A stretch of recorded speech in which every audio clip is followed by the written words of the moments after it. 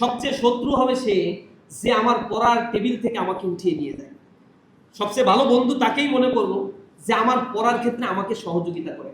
Intermediate এর পরে যে ভর্তি যুদ্ধে তুমি অংশগ্রহণ করতে যাচ্ছ, মেডিকেলে মাত্র 7,500 সিট আছে। এর মধ্যে 4,500 আছে সরকারি মেডিকেলে, বাকিটা প্রাইভেট মেডিকেল। যার বাবার 25 লক্ষ 30 লক্ষ টাকা আছে সেই প্রাইভেট মেডিকেলে পড়াশোনা করতে পারবে। আর সরকারি মেডিকেলে তো জনগণের টাকায়, ট্যাক্সের টাকায় এই মেডিকেলগুলো তৈরি হয়েছে। আলহামদুলিল্লাহ সেখানে খুব অল্প টাকায় পড়াশোনা করা যায়। এরপরে বিশ্ববিদ্যালয়ে মাত্র 4,500 কিন্তু সিট। পরীক্ষা অংশগ্রহণ করবে 1 লাখের উপরে স্টুডেন্ট। সুতরাং এখানে তোমাকে কত কম্পিটিশনের মুখোমুখি হতে হবে এটা একটু জাজমেন্টে নিয়ে আসতে হবে। এরপরে তুমি ইঞ্জিনিয়ারিং পড়তে যাও, 4,500 সিট আছে বুয়েট চুয়েট মিলে 4টা বিশেষায়িত ইঞ্জিনিয়ারিং ইউনিভার্সিটিতে। আর বাদ বাকি 50-52 হাজার সিট আছে ইউনিভার্সিটিতে।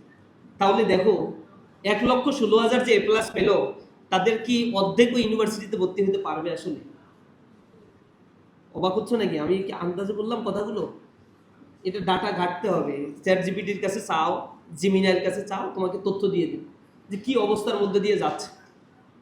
তাহলে এই জার্নিটা, এই যে 2 বছরের একটা জার্নি, এই জার্নিটাতে আমাদেরকে খুব কনসাসলি এখানে ফ্রেন্ড সিলেকশনের ক্ষেত্রে খুবই কনসাস থাকতে হবে। আমি কোন বন্ধুর সাথে আমি সময় কাটাচ্ছি, কার সাথে আমার দিনগুলো কাটছে, কে আমাকে কোন দিকে নিয়ে যাচ্ছে। সবচেয়ে শত্রু হবে সে যে আমার পড়ার টেবিল থেকে আমাকে উঠিয়ে নিয়ে যায়।